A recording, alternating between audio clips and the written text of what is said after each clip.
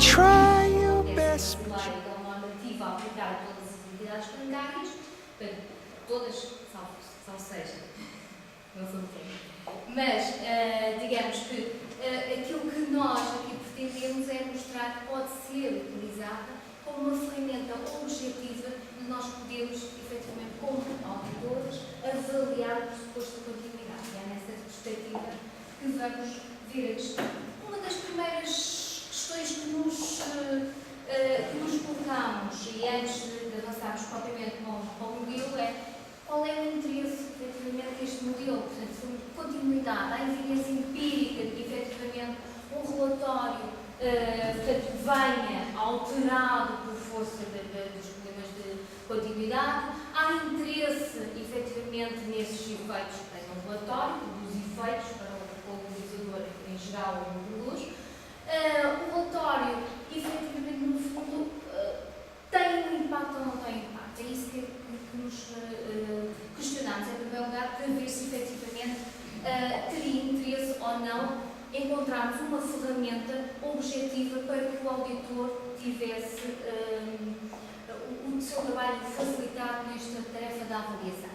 É claro que é muito difícil, em termos de estudos empíricos, isolar o efeito do relatório do auditor, começa logo por aí.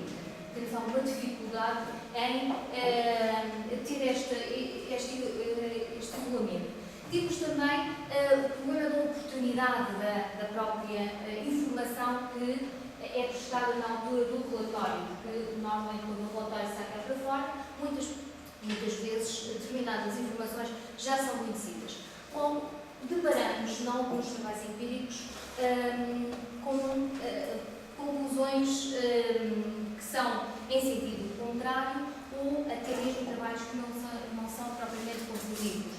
No entanto, mencionámos apenas algumas das tendências e essencialmente tendências ligadas a relatórios que tenham efetivamente referência à continuidade, que são esses que mais nos interessam para esta finalidade. Portanto, qual é o impacto desse tipo de relatórios?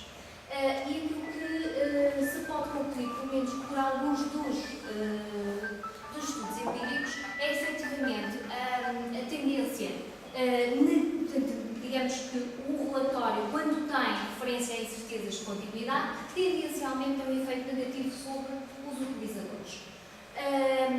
No entanto, há uma outra questão que nos colocamos e que também, em termos de análise, depois de conversa e o próprio inquérito efetuado posteriormente, não faz parte desta apresentação, mas aos profissionais, há, digamos, uma ideia generalizada que um relatório com certezas de continuidade vai acelerar o processo de falência.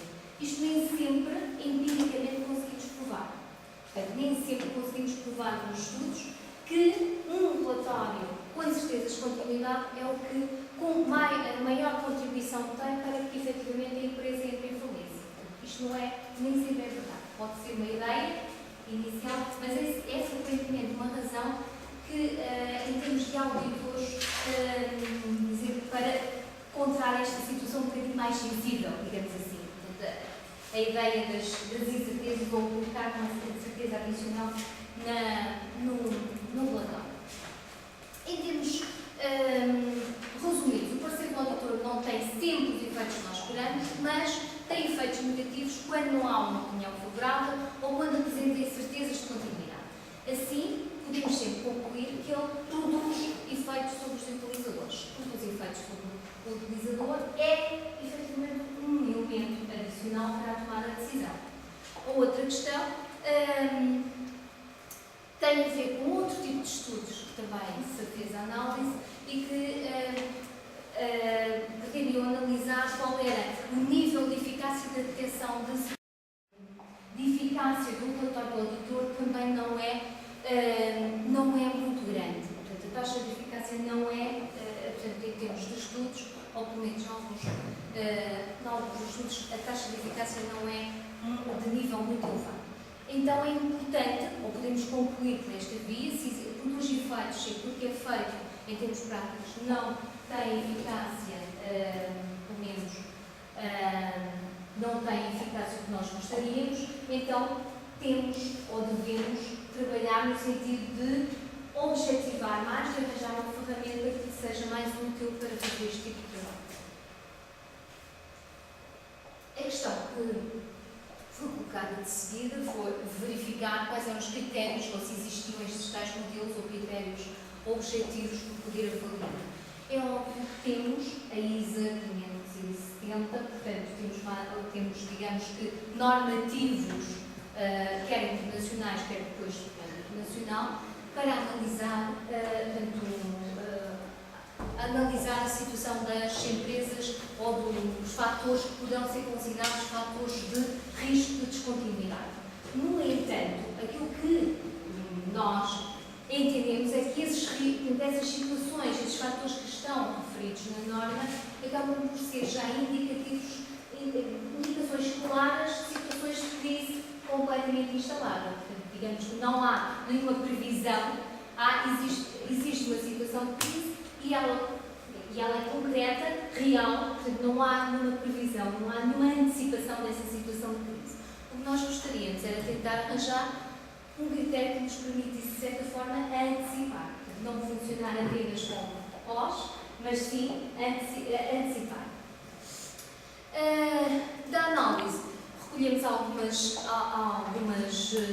ideias base nestes estudos em que a utilização, ou digamos que a ferramenta mais utilizada é nos traços financeiros, com base nas demonstrações financeiras.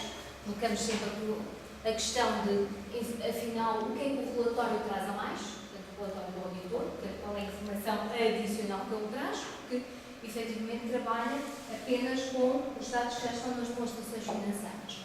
Depois, se estamos numa situação de já de crise instalada, quer dizer, vem confirmar, portanto, apenas vem ter um efeito confirmativo e não de alerta das tais red flags que se fala na literatura. São depois, portanto, também testados estes modelos, normalmente em amostras devidamente definidas, em que claramente se sabe que são empresas que entraram em falência e claramente são empresas sãs. Portanto, fazemos uma classificação meramente entre empresas com certezas de continuidade e empresas em continuidade, digamos assim. Portanto, no fundo, não há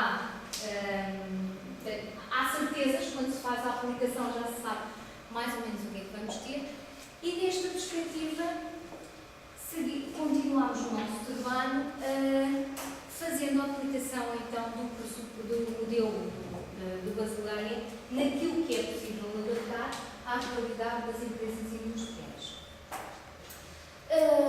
Partimos do primeiro pressuposto, que é a definição de capital com um valor mínimo que estivesse associado portanto, aos riscos a que as empresas estão sujeitas. Depois teríamos que identificar quais os riscos ou quais os fatores de risco que vamos considerar. Os fatores portanto, mitigantes, ou digamos, fatores que poderão reduzir o nível desse risco, e aquilo que também definimos foi que os riscos que aqui vamos considerar são os riscos que nós não estamos propriamente à espera e, portanto, aqueles que ainda não estão cobertos, mas sim os riscos ainda não considerados ou ainda não cobertos na nossa empresa. E chegaríamos então a este modelo especificamente, em que já vamos ver quais são os riscos das atividades de financiamento, riscos de atividades de investimento, riscos de atividades operacionais e riscos que afetam todas as atividades, sejam elas riscos provenientes do exterior, sejam eles riscos provenientes do interior da própria empresa.